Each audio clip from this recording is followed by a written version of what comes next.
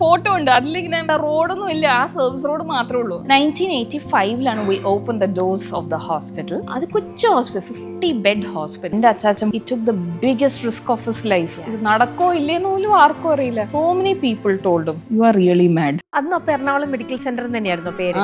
പേരും അങ്ങനെ തന്നെയായിരുന്നു. അന്ന് ചാന്ദിനിക്ക് എത്ര വയസ്സുണ്ടാവും? 2.5 വയസ്സ്.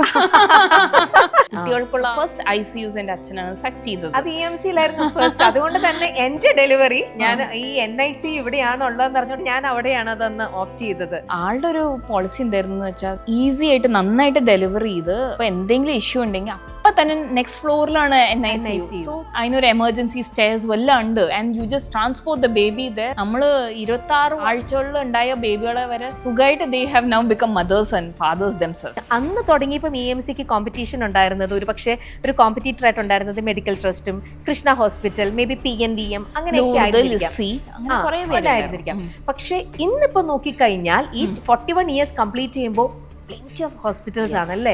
ഇപ്പൊ നോക്കിക്കഴിഞ്ഞാൽ ഹോസ്പിറ്റൽ ആക്ച്വലി ഒരു ബിസിനസ് വേറെ തന്നെ മേഖലയിലേക്ക് വന്നിട്ടില്ല ഈ മെഡിക്കൽ ഫീൽഡ് ആയിട്ടുണ്ട്. നമുക്ക് ചിലപ്പോ ഫെസിലിറ്റിയിൽ വേറെ വലിയ ഹോസ്പിറ്റൽസിനെ പോലെ മാച്ച് ചെയ്യാൻ പറ്റിയില്ലെങ്കിലും let's give the best service from the security to the doctor to the pharmacy to the lab. നമ്മൾ അവരെ treat them like a king. അവരെ ഇപ്പൊ 100 രൂപ നമുക്ക് തരണമെങ്കിൽ we give them the treatment of 200 rupee feel നമ്മൾ കൊടുക്കുന്നു. EMC is there with you in your good days and your bad days. രണ്ടുപേരും വന്നാൽ മാക്സിമം പിഴിഞ്ഞെടുക്കുക. ആ ഇതില് we don't believe. സിനിമ സ്വപ്നം കാണുന്നവർക്ക് Chavara film school, Kochi. Hello, life net TV പ്രേക്ഷകർക്ക് എല്ലാവർക്കും സ്വാഗതം. ബിഹൈൻഡ് ദ സക്സസിൽ ഇന്ന് എന്നോടൊപ്പം വലിയൊരു സക്സസ് ജേണി തന്നെ പറയാനായിട്ടുള്ള ഒരാളാണ് നിൽക്കുന്നത്.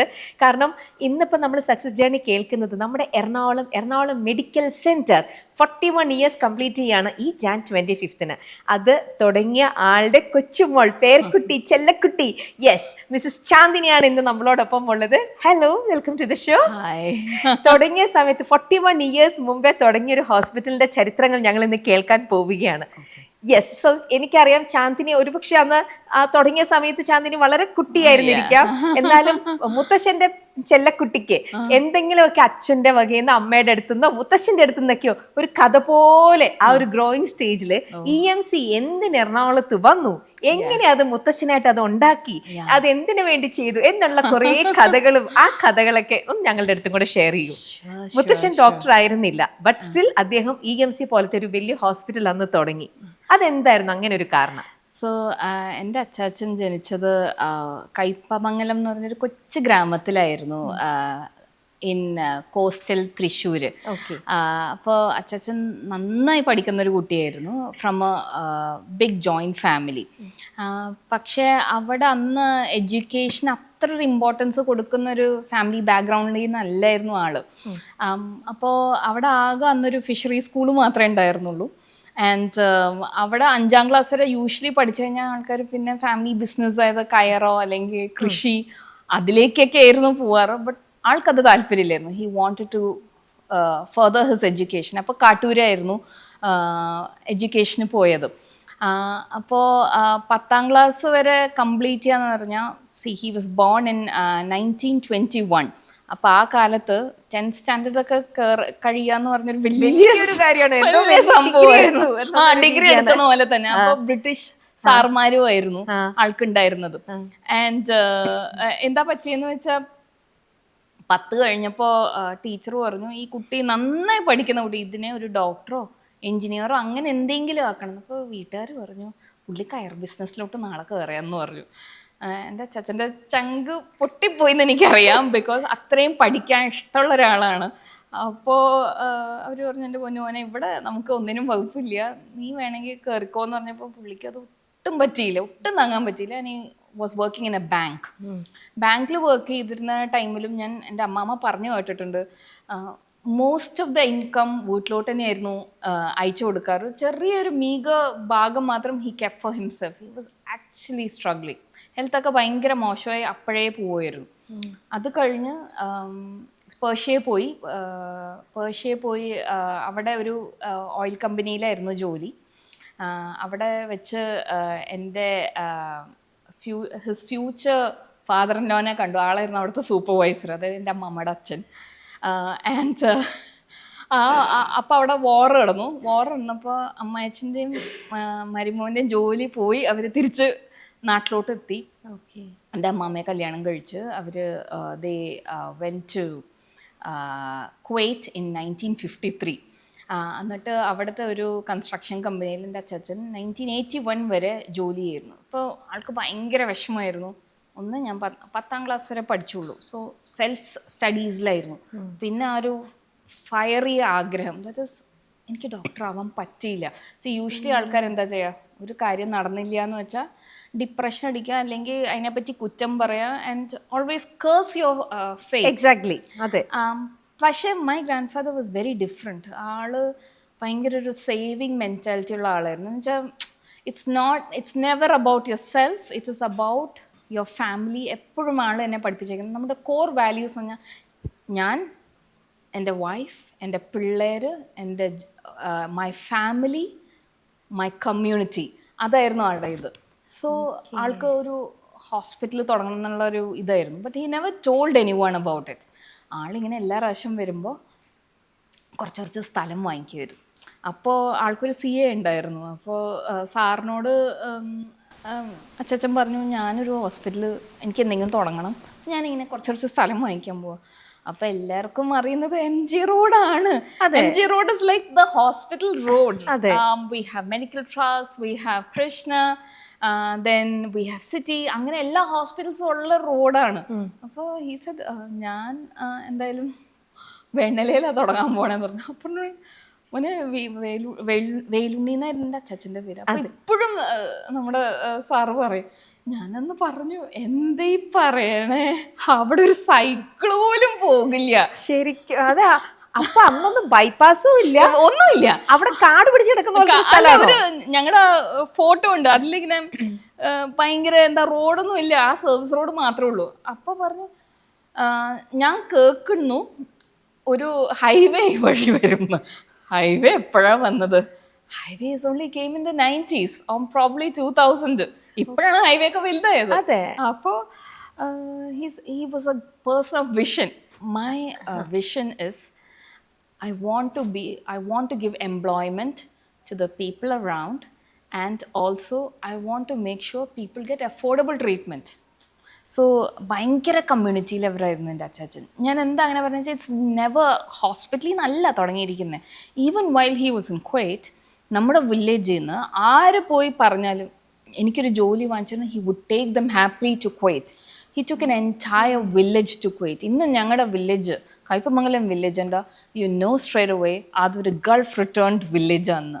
അത്ര beautiful. And my grandfather was proudly a part of that. അപ്പോൾ അന്നേ ആൾ അങ്ങനെ ജോലി വാങ്ങിച്ചു കൊടുക്കുന്നത്. He said, I want to give employment to more and more people. We started as a tiny hospital. ഒരു കുഞ്ഞി ഹോസ്പിറ്റലായിട്ടാണ് നമ്മൾ തുടങ്ങിയത്. He started the hospital in അതായത് the construction, everything started in early 1980s. അപ്പോൾ his co-brother partnered with him and they started this hospital. അന്നപ്പോൾ Ernakulam medical centre തന്നെയായിരുന്നു പേര്?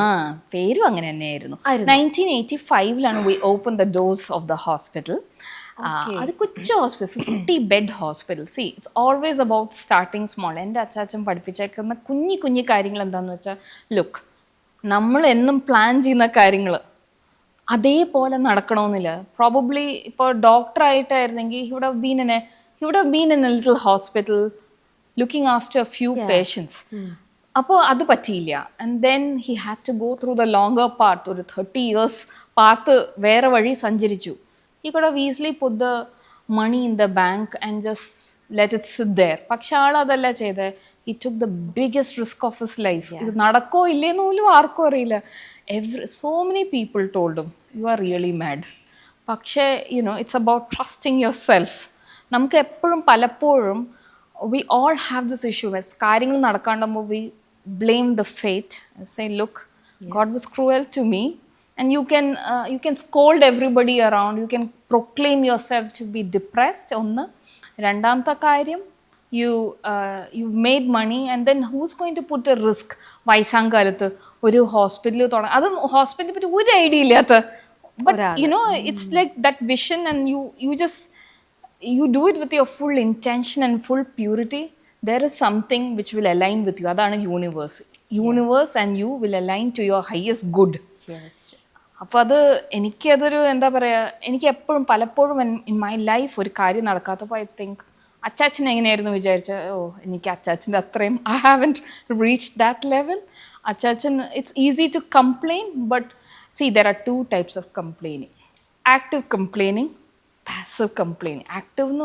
Passive എന്ന് പറഞ്ഞാൽ കംപ്ലെയിൻ ചെയ്ത് spread negativity around. Active complaint, you complain, but you'll take an active step and try to make a change, small or big, but it's still a change. He's such a great person. എന്തൊരു ഭയങ്കര അല്ലേ optimistic ആണ്. ഇത്രയ്ക്കും മനസ്സിലൊരു doctor ആവണം എന്ന് ആഗ്രഹിച്ചിട്ട് അവസാനം അതല്ലാതെ അത് മെഡിക്കലിൽ തന്നെ അദ്ദേഹം വലിയൊരു ഇൻവെസ്റ്റ്മെന്റ് അന്ന് ചെയ്തു. അങ്ങനെ ഹോസ്പിറ്റൽ ചെയ്തു. അപ്പോൾ തീർച്ചയായിട്ടും അങ്ങോട്ടൊരു ചെറിയ റോഡും വെച്ചിട്ടുണ്ടാവണം. എന്നാലും എറണാകുളം ഇന്നൊന്നും കാണുന്ന എറണാകുളമേ അല്ല 41 years മുമ്പ്. അപ്പൊ അങ്ങനത്തെ ഒരു കാട് പിടിച്ച് ഏകാന്തമായിട്ട് കിടന്ന ആ ഒരു സ്ഥലത്ത് ആ ഹോസ്പിറ്റൽ അന്ന് അങ്ങനെ പണിത് നിൽക്കുന്നു. അന്ന് ചാന്ദിനിക്ക് എത്ര വയസ്സുണ്ടാവും? 2.5 വയസ്സ്.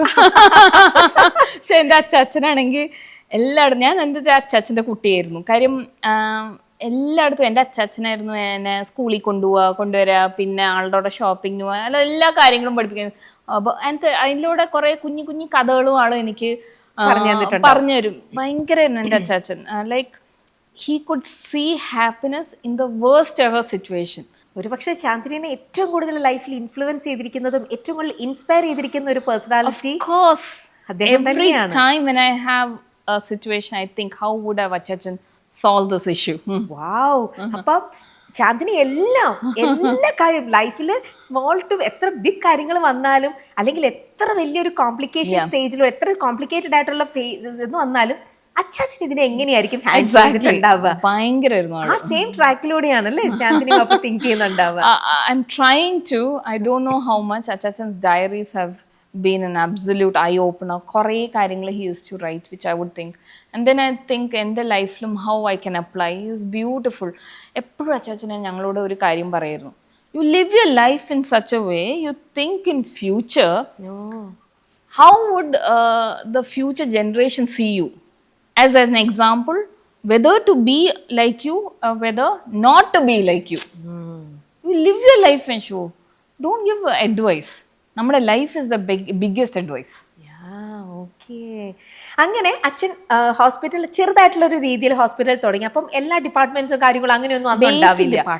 ജനറൽ ഫിസിഷ്യൻ അങ്ങനെയൊക്കെ ആയിരിക്കണം അല്ലേ? പക്ഷെ അങ്ങനെ തുടങ്ങി കഴിഞ്ഞാലും ഈ ഒരു ഹോസ്പിറ്റലും ഉണ്ടാക്കി. പക്ഷെ ഡോക്ടർ എന്നുള്ളൊരു സാധനം ഉള്ളിലുണ്ട്. എന്തായാലും മെഡിക്കൽ സയൻസ് ഇതൊക്കെയാണ് അദ്ദേഹത്തിന്റെ മനസ്സിൽ.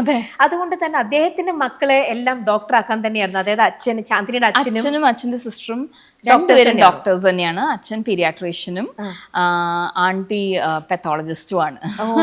രണ്ടുപേരും EMC തന്നെയാണ്. അങ്ങനെ വന്നു. പിന്നെ അവസാനം ചാന്ദിനിയിലേക്ക് നെക്സ്റ്റ് ജനറേഷൻ വന്നപ്പോൾ ചാന്ദിനിയും അപ്പം പക്ഷെ എന്തുകൊണ്ട് അപ്പൊ ഡോക്ടർ ആയില്ല? സി ഞങ്ങളുടെ വീട്ടിൽ ഈ being sincere I don't know is an advantage or disadvantage. My father is A very passionate paediatrician.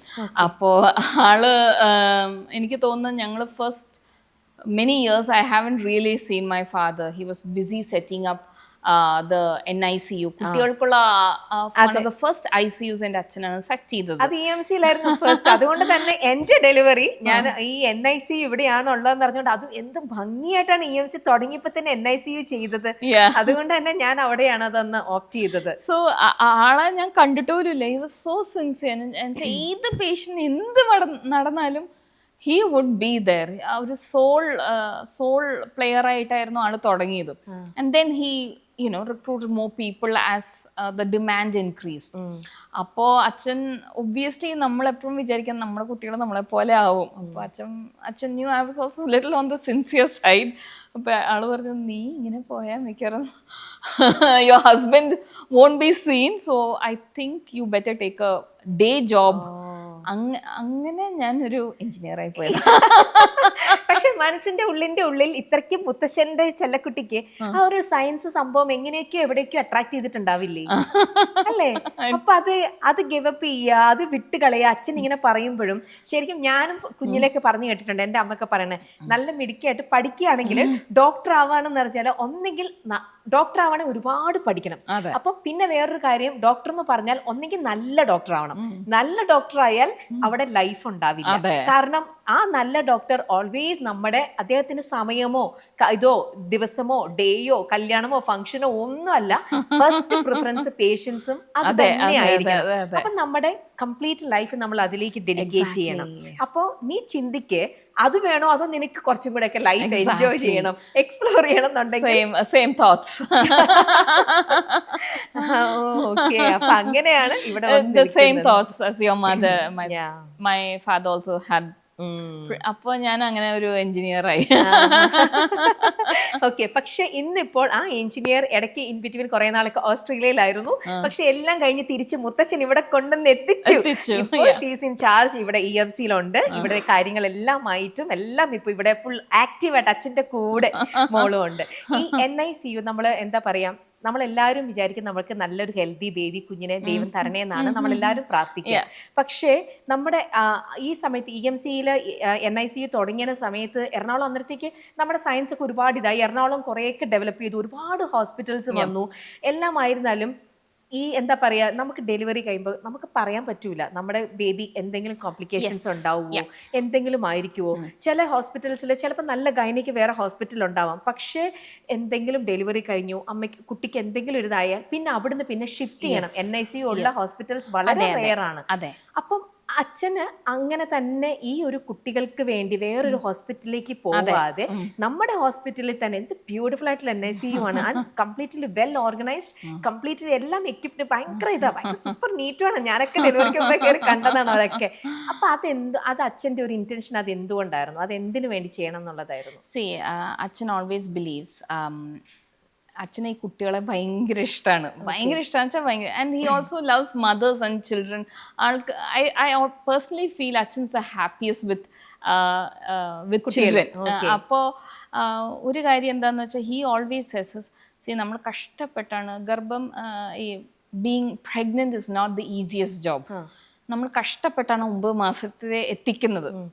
കുറെ പേർക്ക് ഈസി ആയിരിക്കും, അത്ര ഈസി അല്ല, അല്ലെങ്കിൽ ചിലപ്പോൾ ഈസി ആയിരിക്കും.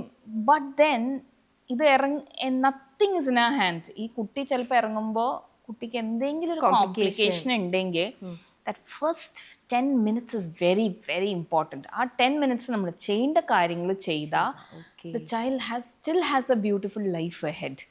അപ്പോൾ ആളുടെ ഒരു പോളിസി എന്തായിരുന്നു എന്ന് വെച്ചാൽ, ലുക്ക്, ഈസി ആയിട്ട് നന്നായിട്ട് ഡെലിവറി ചെയ്ത് ഇപ്പം എന്തെങ്കിലും ഇഷ്യൂ ഉണ്ടെങ്കിൽ അപ്പം തന്നെ നെക്സ്റ്റ് ഫ്ലോറിലാണ് NICU. സോ അതിനൊരു എമർജൻസി സ്റ്റെയർസ് വല്ലതും ഉണ്ട്, and you just transport the baby there. And the baby, നമ്മൾ 26 ആഴ്ചകളിൽ ഉണ്ടായ ബേബികളെ വരെ സുഖമായിട്ട് they have now become mothers and fathers themselves. 26 വീക്സിലോ നിങ്ങളുടെ അവിടുത്തെ ഏറ്റവും.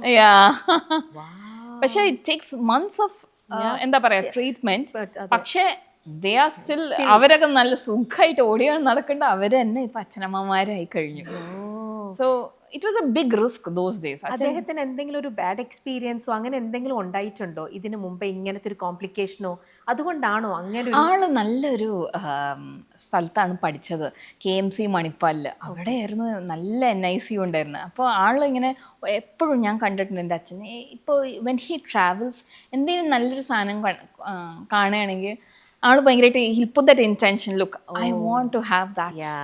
And he worked in a എന്താ പറയുക ഭയങ്കര റിസ്കി ഒരു പീഡിയാട്രിക് വാർഡിലാണ് ട്രെയിൻ ചെയ്തത്. അപ്പോൾ ആള് വിചാരിച്ചു, അങ്ങനെ നമുക്കിവിടെ ഇല്ലല്ലോ, why not we also do the same, because so many babies are dying. Let's do something for our community. So Achan did his share of giving back to the community. Wow, beautiful. Okay. ഇന്നിപ്പോ ചാന്ദിനി കേട്ട കഥയിൽ നിന്നും പിന്നെ ചാന്ദിനിയുടെ വളർച്ചയിൽ അച്ഛൻ in charge എടുത്ത് അച്ഛൻ വന്നു ഹോസ്പിറ്റലില്. ആ ഒരു ഗ്രോയിങ് സ്റ്റേജിലെല്ലാം ഹോസ്പിറ്റൽ പേഷ്യൻസ് അല്ലെങ്കിൽ ഹോസ്പിറ്റൽ മാനേജ്മെന്റ് ഇതെല്ലാം കണ്ടും വളർന്നു. EMCയുടെ ഗ്രോത്തും ഇതെല്ലാം കണ്ടു വളർന്ന ചാന്ദിനിയുടെ അടുത്ത് ചോദിച്ചോട്ടെ, ഇന്നിപ്പോ ഈ അന്ന് തുടങ്ങിയപ്പം EMCക്ക് കോമ്പറ്റീഷൻ ഉണ്ടായിരുന്നത് ഒരു പക്ഷേ ഒരു കോമ്പറ്റീറ്റർ ആയിട്ട് ഉണ്ടായിരുന്നത് മെഡിക്കൽ ട്രസ്റ്റും Krishna hospital, may be PNDM അങ്ങനെയൊക്കെ ആയിരുന്നിരിക്കാം. പക്ഷെ ഇന്നിപ്പോ നോക്കിക്കഴിഞ്ഞാൽ ഈ 41 years കംപ്ലീറ്റ് ചെയ്യുമ്പോൾ പ്ലെന്റി ഓഫ് ഹോസ്പിറ്റൽസ് ആണല്ലേ. ആൻഡ് ഇപ്പൊ നോക്കിക്കഴിഞ്ഞാൽ ഹോസ്പിറ്റൽ ആക്ച്വലി ഒരു വേറെ തന്നെ ഒരു ബിസിനസ്, വേറെ തന്നെ മേഖലയിലേക്ക് വന്നിട്ടില്ല ഈ മെഡിക്കൽ ഫീൽഡ്. ആയിട്ടുണ്ട്. അല്ലേ? അപ്പോൾ പണ്ടൊക്കെ നമ്മുടെ സൊസൈറ്റിയിൽ ഒരു ഹോസ്പിറ്റൽ നമുക്ക് അത്യാവശ്യം എന്തെങ്കിലുമൊക്കെ അസുഖങ്ങൾ വന്നാൽ നമുക്ക് പോവാനും കാണാനും വേറെ തന്നെയായിരുന്നു അവിടുത്തെ രീതി. പക്ഷെ ഇന്നിപ്പം ആ ഹോസ്പിറ്റൽ എല്ലാം നമ്മളിപ്പോൾ കാണുന്ന ഫുൾ ഹൈ ഫണ്ട് 5-സ്റ്റാർ ഹോസ്പിറ്റൽ ഫെസിലിറ്റിയിലേക്ക് മാറുക. ആ ഹോസ്പിറ്റലിന്റെ ഔട്ട്ലുക്ക് ആണ് അവിടുത്തെ ഡോക്ടേഴ്സിനെ കാട്ടിലും നമ്മളെ ഫസ്റ്റ് അട്രാക്ട് ചെയ്യുക. അവിടെ കിട്ടുന്ന സർവീസ് എങ്ങനെയാണോ, ട്രീറ്റ്മെന്റ് എങ്ങനെയാണോ, പക്ഷെ അതിനെക്കാട്ടിലും ആ ഹോസ്പിറ്റൽ കൊള്ളാം എന്നുള്ളൊരു സംഭവവും ഇതൊക്കെ എങ്ങനെയൊക്കെയോ മാറി വന്നിരിക്കുകയാണ്. ആക്ച്വലി എന്താണ് നമ്മളൊരു കോമൺ മാൻ ഫസ്റ്റ് ഫോക്കസ് ചെയ്യേണ്ടത്? ഇതൊക്കെ തന്നെ കണ്ടിട്ടാണോ നമ്മൾ പോകേണ്ടത്, അതോ സി ആസ് ലേമാൻ ഞാൻ എപ്പോഴും നോക്കുന്നത് is how the doctors treat U. എന്നുവെച്ചാൽ ഭയങ്കര സെറ്റപ്പാണ്, പക്ഷെ ഡോക്ടർക്ക് ട്രീറ്റ് ചെയ്യാൻ പറ്റിയില്ലെങ്കിൽ gone. So I always look first is the doctor's sincerity. What is his track record? Has he saved people? How does he behave to me? Do I feel better physically, mentally, emotionally? ഇതെനിക്ക് ഭയങ്കര important കാര്യങ്ങളാണ്. പിന്നെ ഉള്ളൊരു കാര്യം എന്താണെന്ന് വെച്ചാൽ as a hospital owner what I see is beyond this it's all going to the service where you are made to feel human rather than a number, because there are so many hospitals. ഇപ്പോൾ ഞാൻ അതിനൊരു example പറയാം. This is exactly what I do when I do staff training. Staff ട്രെയിനിങ്ങിൽ ഞാൻ ചെയ്യണ ഒരു കാര്യം, then you will get the answer. 2 വേർഡുകളുണ്ട്. Okay, house A and house B. ആദ്യത്തെ വേർഡ് കാണാൻ കുഴപ്പമില്ല, it's just an ordinary looking place, but the people over there are so beautiful. The food might be not the greatest of the lot, പക്ഷേ the thing is that അത് ഭയങ്കര സ്നേഹത്തോടെയാണ് നിങ്ങളെ serve ചെയ്യുന്നത്. നിങ്ങളെ നന്നായിട്ട് മൈൻഡ് ചെയ്തു. You are made to feel like a queen. Okay, and രണ്ടാമത്തെ word അടിപൊളി കാണാൻ, അടിപൊളി ഫുഡ്, പക്ഷെ നിങ്ങൾ അങ്ങോട്ട് കയറുമ്പോൾ ആരും നിങ്ങളെ മൈൻഡ് ചെയ്യുന്നില്ല. You are never made to feel. നമുക്ക് തന്നെ തോന്നും നമ്മൾ പോരാ. ഏത് വീട്ടിലോട്ടാണ് നിങ്ങൾ 2ാമത്തെ പ്രാവശ്യം പോകുക? House A or house B? അപ്പം അത് തന്നെയാണ് ഞാൻ എൻ്റെ സ്റ്റാഫിനെ പഠിപ്പിക്കുന്നത്. നമുക്ക് ചിലപ്പോൾ ഫെസിലിറ്റിയിൽ വേറെ വലിയ ഹോസ്പിറ്റൽസിനെ പോലെ മാച്ച് ചെയ്യാൻ പറ്റിയില്ലെങ്കിലും let's give the best service from the security to the doctor to the pharmacy to the lab. നമ്മൾ അവരെ treat them like a king. അവരെ ഇപ്പോൾ 100 രൂപ നമുക്ക് തരണമെങ്കിൽ we give them the treatment of 200 rupee feel നമ്മൾ കൊടുക്കുന്നു. ദാറ്റ് ഈസ് ആ ഇഞ്ചക്ഷൻ എടുക്കുന്നത് കുത്തുന്നതും ചിരിച്ചുകൊണ്ട് തടവി ചെയ്യുന്നതും തമ്മിലൊരു വ്യത്യാസമില്ല. So let's give them the feel EMC is there with you in your good days and your bad days. Beautiful. അതുകൊണ്ട് തന്നെ EMCക്ക് ഇനി നമ്മൾ വേറൊരു ഇപ്പൊ കാണുന്ന കുറെ ഹോസ്പിറ്റൽസിലൊക്കെ നമ്മൾ കാണുന്ന പോലത്തെ ഒരു മേക്ക് ഓവർ EMCയിൽ അപ്പോൾ ഉണ്ടാവില്ല എന്നുണ്ടോ? ഇല്ല, മേക്ക് ഓവേഴ്സിൽ I strongly believe you must do timely renovations. എന്ന് വെച്ചാൽ നമ്മുടെ വീട് എത്ര അടിപൊളിയാണെങ്കിൽ നമ്മൾ ഇടയ്ക്കിടയ്ക്ക് പെയിന്റ് അടിക്കണ്ടേ, സാധനങ്ങളൊക്കെ ഒന്ന് മാറ്റണ്ടേ, ലുക്ക് ഒന്ന് മാറ്റണ്ടേ. That is for us to feel that you know we live in a എന്താ പറയാ, things are fresh and nice. അതിൽ ഞാൻ നന്നായിട്ട് വിശ്വസിക്കുന്നുണ്ട്. കാര്യം നമ്മളെല്ലാവരും ചെയ്യുന്നു. നമ്മൾ എത്ര നല്ല ഡ്രസ്സാണ് നമ്മൾ പുതിയ ഡ്രസ്സ് വാങ്ങിക്കാണ്ടിരിക്കോ? Same concept. അതേപോലെ വേറൊന്നും കൂടെ ചോദിച്ചോട്ടെ ചാന്ദിനി, ഇപ്പം ഇതിന്റെ അഡ്മിനിസ്ട്രേഷൻ സൈഡിലും മാനേജ്മെന്റ് സൈഡിലും എല്ലാം ഇൻവോൾവ് ആയതുകൊണ്ട് തന്നെ ഹോസ്പിറ്റലിൽ തന്നെ നമ്മൾ വേറൊന്ന് കേൾക്കുന്നതൊന്നും ഇതൊരു വേറെ തന്നെ ബിസിനസ്സായി മാറിക്കൊണ്ടിരിക്കുകയാണ്. ഒരു പേഷ്യൻറ്റിനെ കിട്ടിക്കഴിഞ്ഞാൽ ചില ഹോസ്പിറ്റൽസ് ഒരാളെ കിട്ടിക്കഴിഞ്ഞാൽ ആവശ്യമില്ലാണ്ട് പെട്ടെന്ന് ആ സർജറി, ഈ ടെസ്റ്റ്, മറ്റേ ടെസ്റ്റ്, ഈ സ്കാനിങ് എന്നും പറഞ്ഞുകൊണ്ട് അവരുടെ കയ്യിലുള്ള പൈസ ഫുൾ വരുത്തി അങ്ങനെ ചെയ്യുന്ന കുറെ ആൾക്കാർ, പലർക്കും പല അനുഭവങ്ങളുണ്ടാവാം അല്ലേ? അങ്ങനെ ആൾക്കാരെ ട്രീറ്റ് ചെയ്ത് പോകുന്ന തരത്തിലുള്ള ഹോസ്പിറ്റൽസും നമ്മുടെ സൊസൈറ്റിയിലുണ്ട്. അതേപോലെ തന്നെ എന്താ പറയാ, നമുക്ക് ചിലപ്പോൾ ആക്ച്വലി വേറൊരു രോഗം എന്തെങ്കിലും ഒരു ചെയ്തതായിട്ടായിരിക്കും ചെല്ലുന്നുണ്ടാവുക. അവിടുത്തെ ഡയഗ്നൈസ് ചെയ്യുന്ന രീതിയോ കാര്യങ്ങളോ എന്തൊക്കെയോ കാരണം റോങ് ഇന്റർപ്രിട്ടേഷനോ എന്തെങ്കിലുമൊക്കെ കാരണം വേറെ രീതിയിലേക്കും പോകുന്നു. സോ ഇത്തരത്തിലുള്ള എന്തെങ്കിലും ഒന്ന് EMCക്ക് നിങ്ങൾക്ക് ഫേസ് ചെയ്യേണ്ടതായിട്ട് വന്നിട്ടുണ്ടോ? ലുക്ക്, ഇറ്റ്സ് ഓൾ നമ്മുടെ vision as a management. We strongly believe that we will treat the people for what is their issues at the എന്താ പറയുക, ഒരു മിനിമം കോസ്റ്റിൽ which is workable for us and for the patient. We are not there to make another hospital based on ഇപ്പോൾ 2 പേര് വന്നാൽ maximum പിഴിഞ്ഞെടുക്കുക. ആ ഇതിൽ we don't believe. എൻ്റെ അച്ചാച്ചൻ എന്നും പറഞ്ഞിരുന്നൊരു കാര്യം, നമ്മൾ നമ്മുടെ പണി സിൻസിയർലി ചെയ്താൽ the money will follow automatically. നമ്മൾ മണിക്ക് വേണ്ടി ചെയ്ത് തുടങ്ങുമ്പോൾ ആ ആറ്റിറ്റ്യൂഡ് കുറേ നാൾ പോവില്ല. It is like you always use to say your attitude is like the tyre of your car. Tyre is flat, you won't be going far. അപ്പോൾ എൻ്റെ ആറ്റിറ്റ്യൂഡ് ശരിയല്ല. ഞാൻ മാക്സിമം കിട്ടിയ ആൾക്കാരെയൊക്കെ ഞാൻ പിഴിഞ്ഞും ഇതും ചെയ്ത ആ കർമ്മ എനിക്ക് തന്നെ തിരിച്ചു കിട്ടും. And I won't go long in that. This is what I believe. I don't look at like ഒരു 4-5 years of growth. I look at ഒരു 50 to 100 years of growth. Okay. Because ഞാൻ അങ്ങനെ ചെയ്ത എനിക്ക് എത്ര പേഷ്യൻസ് നിന്ന് പ്രാക്ക് കിട്ടും. I don't want that. I will do it only the ethical way. Okay, അത് തന്നെയായിരിക്കണം ഈ ഒരു 41 ഇയേഴ്സിലും മെഡിക്കൽ സെന്ററിന് പറയാനുള്ള ഒരു സക്സസ് ജേർണിയിൽ പറയാനുണ്ടാവുന്ന ഒരു കാര്യം അല്ലേ? ഫ്യൂച്ചറിലേക്ക് കാണുമ്പോൾ See, we are one of those few hospitals where we have passed 3 generations as a family institution. Okay, അപ്പോൾ ഇപ്പോൾ നമുക്ക് ഒരുപാട് നിങ്ങൾക്ക് കോമ്പറ്റീറ്റർ ഹോസ്പിറ്റൽസ് ഉള്ള സ്ഥിതിക്കും EMC ഫോക്കസ് ചെയ്യേണ്ടത് ഈ പറയുന്ന പോലെ ഫസ്റ്റ് സർവീസിൽ തന്നെയായിരിക്കണം അല്ലേ? ഇനി മുന്നോട്ടും EMCയുടെ ഇനിയും ഒരു ലോങ് ജേർണി നിങ്ങൾ കാണുന്നുണ്ട്. ആ പ്ലാനിങ്ങിലും നിങ്ങളുടെ ഫസ്റ്റ് ഇത് തന്നെയാണ് നിങ്ങൾ എപ്പോഴും ഫോക്കസ് ചെയ്യാൻ ഉദ്ദേശിക്കുന്നുണ്ടാവുക. അതെ. ഓക്കെ, സോ നമ്മളെ സർവീസ് നല്ലതാണെങ്കിൽ പീപ്പിൾ വിൽ ട്രസ്റ്റ്. സി, ഞാൻ എന്തൊക്കെ ഡിപ്പാർട്ട്മെന്റ് കൊണ്ടുവന്നിട്ടും ആൾക്കാർക്ക് എൻ്റെ അടുത്തൊരു വിശ്വാസം ഇല്ലെങ്കിൽ പിന്നെ ഞാൻ എത്ര ഡിപ്പാർട്ട്മെന്റ് കൊണ്ടുവന്നിട്ട് എന്ത് കാര്യം? മൈ കോർ വാല്യൂസ് സ്ട്രോങ് ആയിട്ട് ഞാൻ അതിൽ തന്നെ ഫോക്കസ് ചെയ്താൽ എനിക്ക് അതിൽ നിന്ന് എക്സ്പാൻഡ് ചെയ്യാൻ പറ്റും. കാര്യം ഞാൻ എപ്പോഴും കേൾക്കുന്നത് ഇസ് നമ്മൾ ഓരോ കാര്യങ്ങൾ കൊണ്ടുവരുന്നത് നമ്മൾ നീഡ്സ് നോക്കിയിട്ടാണ്. We do the proper needs. ഇപ്പോൾ നമ്മൾ വെൻ വി സ്റ്റഡി ഞങ്ങളുടെ പേപ്പേഴ്സ് വി സി ഓക്കെ ഇന്ന കാര്യങ്ങളിൽ ഒരു നീഡുണ്ട്. ഇപ്പോൾ like you had asked me കുറച്ച് നേരം മുമ്പ് എന്തുകൊണ്ടാണ് ഡോക്ടർ രവി NICU തുടങ്ങിയത്? Because there was a need. Little babies didn't have a place to go once they were born. അപ്പോൾ ആ നീഡ് വെച്ചിട്ടാണ് നമ്മൾ അന്ന് NICU തുടങ്ങിയത്. അതേപോലെയാണ് നമ്മൾ പല ഡിപ്പാർട്ട്മെൻറ്റും കൂട്ടിക്കൊണ്ടുവന്നത് was based on the needs and where we were not able to meet. നമുക്ക് പറ്റുന്ന പോലെ നമ്മൾ അതൊക്കെ കൂട്ടിക്കൊണ്ടുവന്നാണ് ഇന്ന് നമ്മളൊരു 300 ബെഡ് ഹോസ്പിറ്റലായി മാറിയത്. അപ്പോൾ അങ്ങനെ ഈ ഒരു ഹോസ്പിറ്റൽ സൈഡിൽ ഇങ്ങനെ നിൽക്കുന്നു. ഹോസ്പിറ്റലിൽ ഡോക്ടർ ആയിട്ടില്ല, പക്ഷേ എന്നാലും ഡോക്ടറിന്റെ വൈഫാണ്. പക്ഷെ മുത്തശ്ശന്റെ ഈ അത്രയും വലിയൊരു ഗ്രേറ്റ് പേഴ്സന്റെ കൊച്ചുമോളെന്ന രീതിയിൽ ഒരുപാട് അറിവുകൾ അറിഞ്ഞും കേട്ടുമൊക്കെ വന്ന രീതിയിലും ഒരുപാട് ഇപ്പോൾ വായിക്കുന്നതും കൊണ്ടൊക്കെ ആയിരിക്കാം ഇപ്പോൾ ചാന്ദിനി ഒരുപാട് ടോക്സിലൊക്കെ ഒരുപാട് ഇൻവോൾവ് ആണ്. സ്കൂൾസിൽ ടീച്ചേഴ്സിന്, പാരന്റ്സിന്, കുട്ടികൾക്ക് അവർക്ക് വേണ്ട കൗൺസിലിംഗ് ആയിക്കോട്ടെ, അവർക്ക് വേണ്ട ഒരു സെഷൻ തന്നെ പല സ്കൂൾസിലും ഇന്ന് യു ആർ ഗിവിംഗ് അല്ലേ? അതിലേക്ക് ചാന്ദിനി എത്തിയത് എങ്ങനെയാണ്? Okay, C as you had already mentioned, ഞാൻ ആക്ച്വലി ഐ എം ആവിഡ് റീഡർ. ഞാൻ കുറേ വായിക്കാറുണ്ട്. എനിക്ക് ഇഷ്ടമുള്ള ആൾക്കാരുടെ കാര്യങ്ങളാണെങ്കിൽ അവർ ജനിച്ച അന്ന് തൊട്ടുള്ള ഓരോ ഇൻസിഡൻസും ഞാൻ വായിച്ച് I try to gather inspiration from them. അപ്പോൾ നിങ്ങൾ നോക്കുകയാണെങ്കിൽ ഫോർ എക്സാമ്പിൾ എനിക്ക് ഏറ്റവും ഇഷ്ടമുള്ള 2 ആൾക്കാരാണ് റത്തൻ ടാറ്റയും സുധാമൂർത്തി. ഓക്കെ, അപ്പോൾ ഇവരുടെ രണ്ടിലത്തെയും കുറച്ച് സിമിലാരിറ്റീസ് വെച്ചാൽ മിസ്സസ് സുധാമൂർത്തി തന്നെ she was an engineer by profession. She became a teacher. കുറച്ചാൾ she stayed at home. Then she went to teach outreach Orissa, northern Karnataka, Maharashtra. She goes and teaches and then she goes and sets up things over there. Ratan Tata was also the same.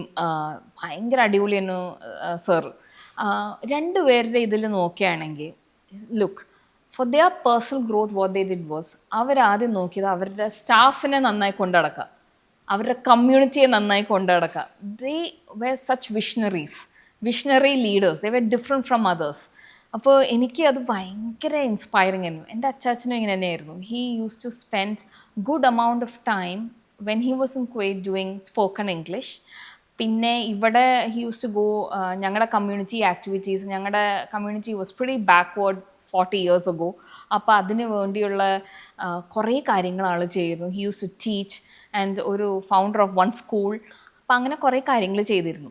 എനിക്ക് അവിടം വരെ ഒന്നും എത്താൻ പറ്റിയെങ്കിലും ഞാൻ എൻ്റെ ലെവലിൽ what I do is I go to very financially backward schools and in and around Ernakulam and Alleppey.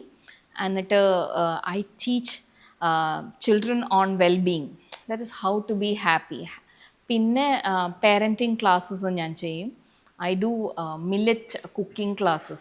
When Modi ji said this is the I think 2 years ago was the year of the millets, I teach people how to cook millets. പിന്നെ ഞാൻ ടീച്ചേഴ്സിനെയും I give them training on their wellbeing. So these are some of the little things I do. Okay.